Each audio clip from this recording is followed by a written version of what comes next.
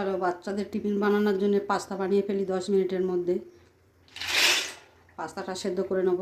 টিফিনের পাস্তা বানানোর জন্য আমার লাগবে হচ্ছে একটুখানি রসুন, একটু কাঁচা লঙ্কা, একটু ক্যাপসিকাম, একটু গাজর, টমেটো, পেঁয়াজ, একটুখানি আদা। বাচ্চাদের টিফিন বানানোর জন্য ঝটপট করে 10 মিনিটের মধ্যে। আর 2টো ডিম লাগবে। দেখো আমাদের নুন দিয়ে দিলাম। পাস্তাটা সেদ্ধ হওয়ার জন্য আমাদের সেদ্ধ হয়ে গেছে। পাস্তা বানানোর জন্য 2টো ডিম আমি ফাটিয়ে ভেজে নেব। বাচ্চাদের টিফিনের জন্য যা কিছু করো একটু ডিম থাকলে বাচ্চারা খেতে ভালোবাসে।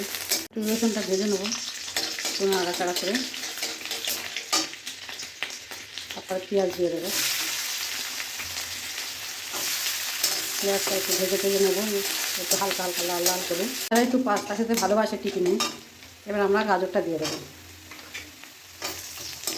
10 মিনিটের মধ্যে টিফিন তৈরি হয়ে যাবে। ক্যাপসিকামটা দিয়ে একটু হালকা করে ভেজে নেবো। ক্যাপসিকামটা দিয়ে একটু ভালো করে নাড়াচাড়া করে নেবো। কম আছে রেখে তাকে ভাজতে হবে, নাহলে ভেতরটা সেদ্ধ হবে না। গাজরটা দিয়ে টমেটোটা দিয়ে দিলাম, দিয়ে একটু নাড়াচাড়া করবো। তারপরে একটু আদা দিয়ে দিলাম অল্প, বাচ্চা খাবে তো টিফিনে। একটুখানি কাঁচা লঙ্কা দিলাম, একটু নুন দিয়ে দিলাম। কোনো মশলা দেবো না, শুধু নুন দিয়ে আর টমেটোর সস, একটু তেঁতুলের সস দেবো, দিয়ে এটা তৈরি করবো। বাচ্চা তো একটু টকটক হলে ভালো লাগবে। আমরা পাস্তাটা দিয়ে দিচ্ছি।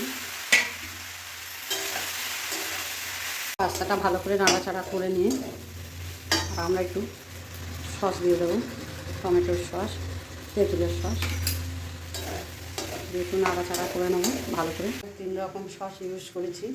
একটুখানি পাস্তাতে গোলমরিচ দিয়ে দেবো। এর জন্য আমাদের পাস্তা তৈরি হয়ে গেছে বাচ্চাদের 10 মিনিটের মধ্যে। 10 মিনিটের জন্য আমাদের পাস্তাটা এই যে বাচ্চাদের টিফিনে